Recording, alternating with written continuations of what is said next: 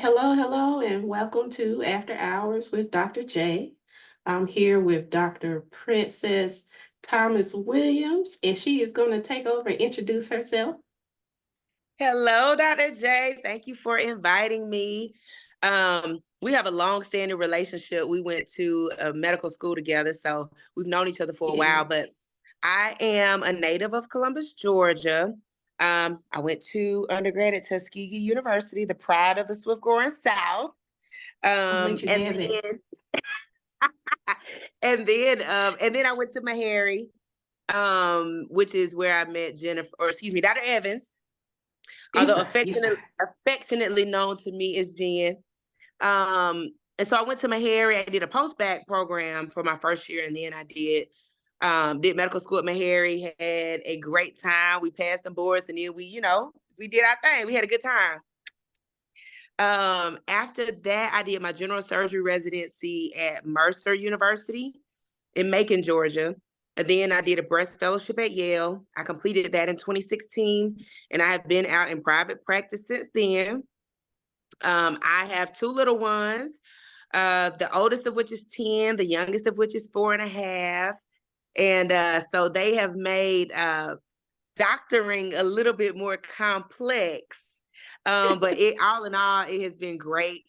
I am I have a private practice currently in Mooresville, North Carolina, which is about 25 miles north of Charlotte, breast care specialist of Carolina.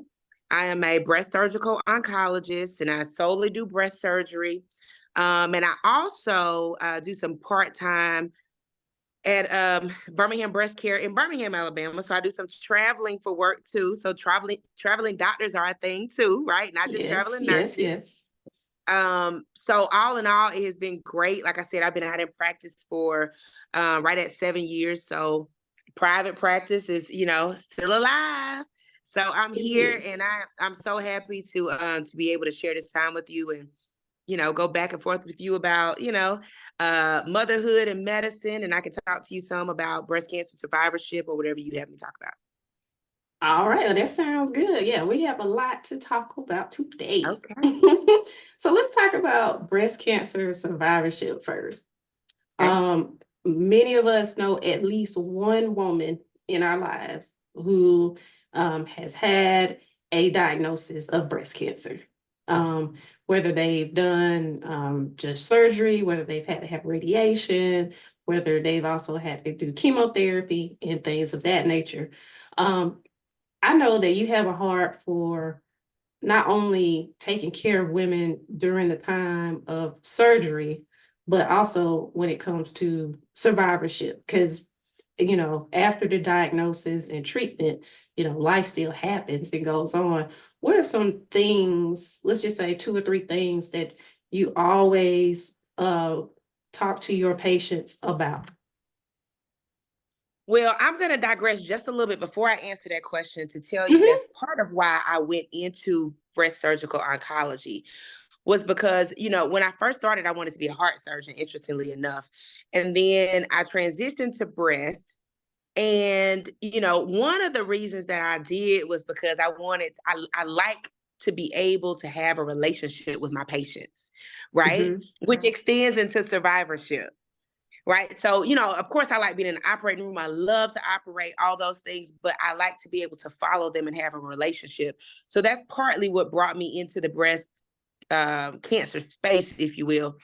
But with that said, whenever I have a patient that I diagnose with breast cancer, I let them know this is a marathon, right? Hmm. There's nothing about this that is a sprint, and if you look at it like a sprint, it's going to be very difficult to get through. You know what I'm Right, saying? right. Because when Yeah, you finish the sprint, you out of breath. You just, right. like, oh my God, like it takes a while to recover. Whereas when you start a marathon, you know that you have to pace yourself. You know that it's like 26 miles, right? You know what I'm saying? Right, Like, right. okay, if I just come out the gate, just pew, I'm not going to make it. But I tell my breast cancer patients that because that's exactly what it is. It is a marathon. So once you Hmm. get through your surgery, your radiation, your chemotherapy in no particular order, and everybody doesn't have to have all of those things, but once you get through those things in no particular order, then you transition into the survivorship bucket, right? And survivorship looks different for many people, right? Because now we're having more young people being diagnosed with breast cancer. And Right. so survivorship for them is like, they're crying like, look, I gotta take care of these kids. Like, what am I gonna do? And y'all want me to be on this pill that's gonna block my estrogen. And I'm Mm-hmm. miserable. I'm mad. I'm going off on these kids. I'm going off on my husband. I got hot flashes. My joints hurt. But I Mm-hmm. got a Mm-hmm. 2-year-old I got to get on the floor with. You Right. know what I'm Right. saying? Like, it's just, it's so interesting, and everybody's journey is different, But Mm-hmm. I attack it, if you will, personally, with each patient based upon what they're experiencing, what they're going through. Some of them may not have any side effects from medications, right?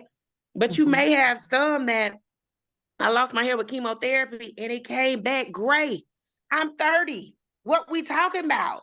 You know what I'm saying? Right. So everybody's road is different. And I have so many patients that say, I'm not trying to be vain. I'm glad to be living.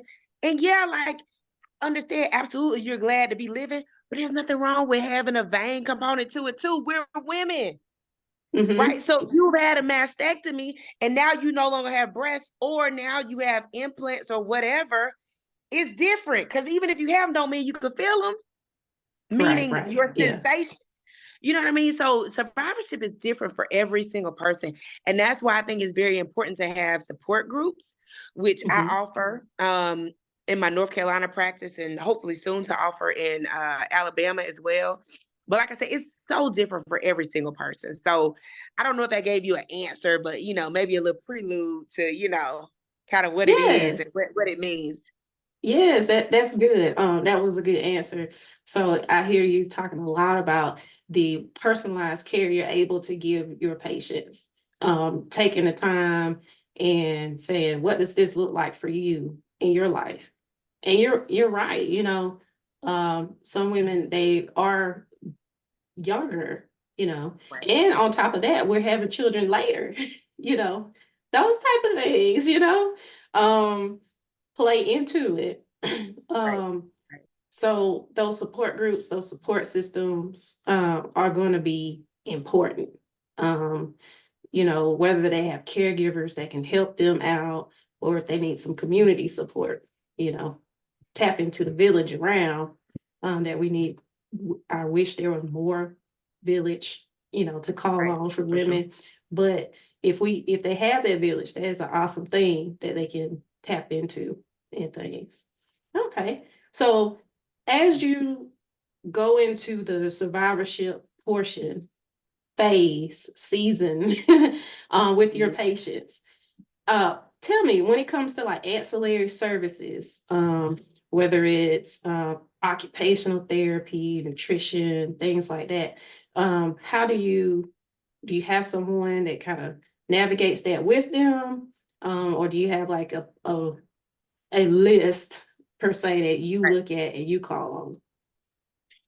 So with me being in private practice, and I'm a solo practitioner in North Carolina, I have a partner in Alabama. But either way, private practice, we typically don't have breast navigators like you would, which is Hmm. the term, Right. which you would have like in these major centers, right? So I don't have Hmm. a navigator that can say, hey, go here, go there. But I think that's what makes us stand out, or makes me stand out too, because I feel like I have a personal relationship with patients, right? So Hmm. I have, for the most part, a list for just about anything that you can have, right? So you have some women who have lymphedema, which Hmm. is swelling of the arm that they get because of, lymph node removal, radiation, those types of things. Obesity can kind of help lead to that too. So, Hmm. we have people that we send to try to ward off lymphedema at its early stage. Right now, I have some women that I send them to a lymphedema specialist before we ever do the surgery, because I know Hmm. their lymph nodes are already involved, and we're probably going to have to do a pretty extensive dissection or removal. So let me Hmm. go ahead and get you in with somebody, that way we stay ahead of things, because Right. there are certain stages of lymphedema where it is reversible. But once you get to other stages, it's not, right? So if we can Right. stay Right. on the side where we can keep control of this, then obviously that's so lymphedema is one thing.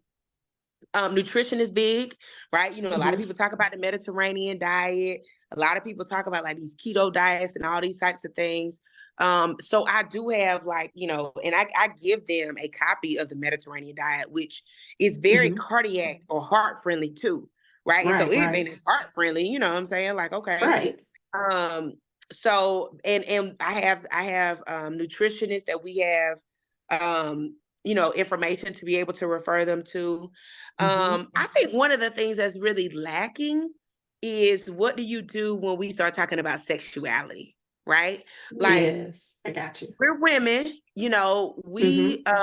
you know, and once again, I mean, breast cancer knows no age, no Right, age right. anymore whatsoever. So now with us having more younger women that are diagnosed with breast cancer, you know, I mean, it's a big deal to them. Like, okay, I've had breast cancer, now I've had chemo, which a lot of times chemotherapy can put you into menopause. Mhm. Not all the time, but it can put you into menopause, you know, and if you take these hormonal blockers, that makes you feel like you're in menopause too. So, Mhm. granted, in an effort to survive, you still have to think about like, okay, well, what about my partner? Now my partner miserable because I don't want you to touch me. So I think one of the things that we're lacking in is the actual talks to be able to try to figure out, okay, what's the best person to get you in touch with to talk about, you know, besides maybe your OBGYN, what other Mhm. types of medications or natural remedies, which I guess there are Mhm. some naturopaths out there that we could potentially send people to, but to talk about some of those things that we can do to ward off some of the side effects, particularly, you know, with the sexual dysfunction and things like that, that we can send them to. But so we have, you know, lymphedema, we have diet and nutrition, we have, you know, the whole sexuality arm. You know, I mean, there's so many different areas to kind of delve into. And once again, it's patient dependent. But one of the things is, and a lot of people overlook, is what does it do to your psyche? What does it do to your Right. mental? Mhm. You know what I'm saying? Because at the end of the day, when we're talking about, okay, what's the best surgery? Now, I would give you my opinion if you ask me my opinion. What's the best way to go from an oncologic standpoint? But if it's not gonna matter, you can do this or that. Then I say, which one is gonna make you happy when you look in the mirror? You got to Mhm. look at yourself every day, right? Right, right. Your partner has to look at you. Like, Mhm. what is gonna make you happy when you do those things? You know what I'm saying? Mhm. So, you know, it's kind of that arm of it too. But psych is big. I've had some women that they've I've gotten over it. Like, this is great. We're high fiving. I'm so grateful to be alive. I'm moving on. I'm doing this. But I have some women that are stuck, right? They're Right, right. stuck in a rut. You know what I mean? Like, Right. they're just like, I don't know what's wrong with me. Something is wrong with me. Like, I don't know what's wrong. I can't go back to work and I work from home. I'm sitting behind a Mhm. computer. Mhm. I can't do it. So, you know, we shouldn't overlook the mental and psychological aspect that occurs too. You know, with chemotherapy, Right. people get, some people get like chemo brain is what they call it, where they just Mhm. can't remember nothing. Right. You know, Right, I mean, right. it's as young people say, it's levels to this, right? Like Yeah. it's levels to this, and Yeah. it's just like, my God, like you think, okay, well, I've done the surgery. Like, no, it's way more to this. Right, right. You're right about that. And Yeah, I'm glad you have those people that you can call on. And you brought up some points too that in women in general, sexuality is kind of swept under the rug, pushed to the side, you know, when it comes to anything that has to do with women. mhm, And just to think of a woman going through this kind of change and season in their life and not having support of someone who can say, hey, you know, these things will affect your sexuality. But you know, these are some other things that you can do to kind of help yourself out in things in that area. And then, you know, even with the nutrition, mental health and survivorship is big, like you said. it's So huge. yes, You yes. know how many women that I've had that they've gone through a breast cancer diagnosis and their significant other is like, bye. Yeah, Like, who does yeah, that? yeah, You know what yeah. I'm saying? Like, I think that like, it can be so difficult. You know what I'm saying? To Right, like go right, through something like that, and then your person that you lean on, your person, whether they be your boyfriend, girlfriend, husband, wife, whatever, like, I can't deal with this. This is too much. Like, what? You right, know, right, right. that kind of stuff happens. Mm-hmm. It happens. And like, it's, in my opinion, not okay, but you can't control other people. You know what I'm saying? But, Right, those are the things that we have to like keep in mind as we're like taking care of the whole person. You right, know what I'm right. saying? It's more than just surgery. It's more than that. Right. And So, that's one thing, as like you were saying, like as physicians and some providers and things, and allied health professionals, this isn't just another person, another case on my list. This is a person who has likely a family, who has a job, that it mhm, has community, or things that they do for the community. So they're not just, okay, this patient, I have 15, 20 minutes with them, I do whatever and go on about your business. mhm. Having those support things for them and seeing them as a person is very important. Yes. Well, I mean, can we get you in Georgia? Girl, look, I need to come to Georgia. You know that. You know I'm a Georgia peach at heart. You know Columbus, Georgia. Ooh, we need you. We need you. We need you to reproduce yourself. Girl, So look, yeah, I would love to. I would love to. My goodness.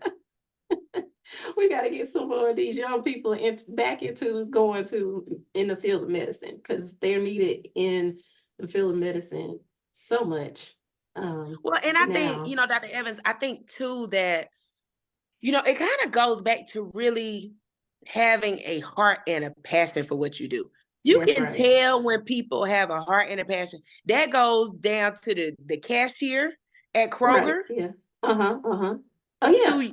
to the girl who does your hair, to the Right. girl who or the lady who's your doctor, right? Yeah. Because the Yeah. cashier that really enjoys what they do, how's your day today? All right, did you find everything you needed? Okay, the girl who do my hair, like, look, I'm running out of surgery. I'm about 20 minutes. Like, okay, cool. You good? I got my kids right here. We all right. We cool. You know. And then your doctor that, look, I got other people waiting in the waiting room. However, this is a pressing issue right now. Right. And Right. if they Right. need to leave, because I give each patient all of me, Right. right? Right. I give each patient all of me, and I want my patients to understand that. So when I'm in Mm-hmm. here talking to you, half of the time I know your daughter's name, I know your husband's name, I know your mama got dementia. I know all these things because I take the time to listen and I write it down because I can't remember all of it now. But I write it Oh down. yeah. Like, I'm old school. Like, I got a book. I walk into the exam room with a book Uh-huh. and I have Uh-huh. every patient's information on that book. You know Mm-hmm. what I'm saying? And I think that's what, not saying I'm better than any other physician, but I think that's what makes a difference. You know what I'm It saying? does. We It got to get does. back to doing it because that's your heart and that's your calling and that's your passion, not just because you Right. think you can make a couple dollars. Right. Right. Right. You know what I mean? And yeah, and in the state of the way medicine is now, you got to do this because it's your heart. Baby, you got And it right here. right, right. You can't do it necessarily for a dollar. Because Right, for sure. that might not always be guaranteed. Yeah. Mm-hmm. So as that's a good segue, as you're talking about being having passion and compassion for your patients, that not only has to do with how you are in the office, you know, it has to do with how you set yourself up to be successful outside of the office, Mm-hmm. trying to find some type of alignment, some type of balance. It changes with every season, but especially as professional women, Lord, you gotta find some balance. It's What are some hard. things? Yes. What are some things you have found that have been helpful to bring some sort of balance and even some peace in your life? Well, just like I said before, like I have a 10-year-old daughter. I have a 4.5-year-old son, and they busy. Right. Uh-huh. They are a lot. Like I'm still trying to get my 4-year-old son out of the bed with me, if that says anything. Right. Uh-huh. And I'm a Uh-huh. single parent. So, it's difficult, but what I have learned over the last several years is that if you're trying to if you are trying to pour from an empty cup, Mm-hmm. right? Because I've heard that before. I've heard it. I'm like, oh, what are they talking about? What we talking about? A gas tank? What we talking about? No, like if you're trying to pour from an empty cup, eventually you ain't gonna have nothing left. That's Or right. you won't be able to be the best version of yourself for you first and foremost, for Uh-huh. you, for your children, for your profession, for your friends. Like you have to fill yourself back up, right? Like Mm-hmm. before I got on here, I went and got me a facial. I'm probably a Okay. little dewy. And I Okay. probably hadn't had a facial in like probably 2-3 years. But anywho, it's that kind of stuff, right? Right, Like you right. have to do things for yourself. And then I didn't even realize, girl, I was like, oh Lord, was I snoring? It's Girl, like, I oh, done okay. went to sleep. I You needed was like, oh, it. I woke myself up. I'm like, oh my gosh. But anyway, but it's those little things, right? That you have to Right. do to like everybody talk about self-care. Self-care is like cliche now. Like you gotta do this, you gotta do that. But Right, whatever it right. is for you. So for me, and obviously I don't do facials and massages very often at all, but I go to the gym, right? Mm-hmm. 5 days Mm-hmm. a week. I Right, have to. right. That's my release. That's my 30 minutes to an hour of I'm putting it all out there. Right. I don't have anything else Right. to think about. I don't have kids hollering in the background, although sometimes I do. Just depends on the time of the day that I do it. But it's that time that I dedicate to myself, Right. make sure that I am pouring into me. Right, Now, right. granted, a lot of people are like, well, it makes you tired. So why? Like, yeah, but at the same time, it gives you energy and it helps Oh with yeah. your overall health. You know what I'm Mm-hmm. saying? So for me, it's like, okay, that's what I do. This is who I am. Mm-hmm. But outside of those types of things, like, I'm always trying to do something with my kids because I got that mom guilt, like a lot of women professionals. Right, right. Even though like I don't like I'm not called in and on call and stuff like that. Like I Mm-hmm. still have that. I need to do something with my kids. I need to do something with my kids. I need to take them here. They need to take them there. I need to do all this. So I still struggle with that. I have not perfected that, and I may not ever. But I Mm-hmm. do Mm-hmm. know that what I want them to see is that mama works hard, right? And Right, I right. work hard for them as well as my patients because both matter. Now, at the end of Mm-hmm. the day, if you make me pick, of course, my family is what matters the most. You know what I'm Right, saying? But right. I want them to see that, you can do it. As a female, you can do it. It's not going to be easy, but you can do it. You know what I'm saying? But once again, you have to pour into yourself. You have to take that time to, have 30 minutes on the phone with your girlfriend, to catch Yes. up, right? To Right, do little right. play dates, like to do that kind of little stuff because that stuff matters. But I think one of the other things that I'm trying my best to do too is when I am home is to be present. Right now, Right, I may right. have a couple doctors that call me offline, da da da da da. But I try to, for the most part, keep that stuff few and far between. Because when Mm-hmm. You at home. I'm Yep, at yeah. home, and that's the Right. whole point. You know what I'm saying? Mm-hmm. So yeah. Oh yeah. And that thing about your children, seeing you taking care of business and things, that's real. And if they see you taking care of business and see you taking care of them, but also taking care of yourself, Hmm. that speaks volumes to them. Not only the Hmm. things that you've said, but those quality things that you've done, and walked out in front of them. Yeah, the mom guilt thing is real. It is real. It's, But I but mean, I'm gonna tell you, I think that's one of the things too that stood out for me for private practice, right? uh-huh, uh-huh. I wanted to be able to like look if something come up. Like my daughter had a spelling bee last week. Right, right. I'm not gonna be in, block the schedule for the morning. Exactly. Exactly. I'm gonna be in this Yes. therapy. You know what I'm saying? Like those are the things that matter. The fact that I can take them to school and pick them up. Right, You know what I right, mean? Like, now granted, it's some days like if I'm in surgery, you know what I'm right, saying? right, Have backup and stuff like that. But like generally speaking, I'm mm-hmm, available, as uh-huh, best I can, So and sometimes the schedule is a little off, et cetera, et cetera. But all in all, I think that those are the things that matter. And I think that what we should focus on as parents is getting our children to a point where they are self-sufficient, where they no longer need us. Right now, we got a little right, ways, right. but the whole point is to get them to where they are self-sufficient, responsible, trustworthy individuals. That's the whole point. Oh But yeah, it starts with us. definitely. It starts with us. Oh yeah.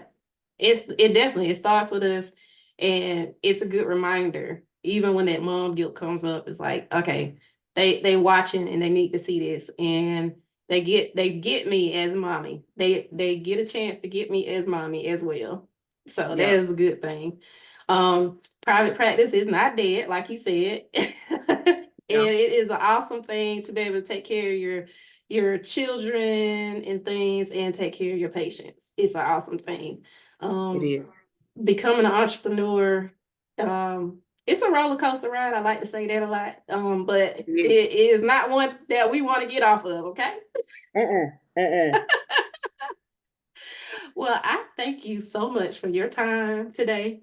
If anybody wanted to look you up, and just kind of see what you're doing as a professional, how would they do that? So my website is www.bcsccarolina.com. And that's obviously my business website. And then as far as like social media, so Dr. just the Dr. dot Princess Thomas on Instagram, and it's the same on Facebook. Awesome, awesome. Well, we'll definitely have that information in our show notes. Thank We you. are so happy that I'm happy to have you with us. Because like you said, we go way back. Even though you went to Tuskegee, it's okay. Uh, Okay. You see Fort how I rapped it today for my girl. Valley. You see what I did? It's okay. It's okay. It's okay. Look, hey, look, HBCUs. I'm just I'm saying, about to say it's all I got love. I got love for HBCUs, 100%. But it is so good to have you. We will keep in touch. It might be a Absolutely. part two along the way somewhere. I'm here, baby. We can take it to 100 if you want to. Let's go. Hey, let's do it. I You can. appreciate you, and I love and respect you, and I really appreciate you for inviting me. Well, thank you, thank you. You can find me at rejuvenatefamilyhealth.com. You can also find us at Rejuvenate Family Health on Facebook and Rejuvenate underscore FHCGA on Instagram. So, with that being said, we thank you, Dr. Thomas Williams, for your time, and we'll catch you all next time. Thank you.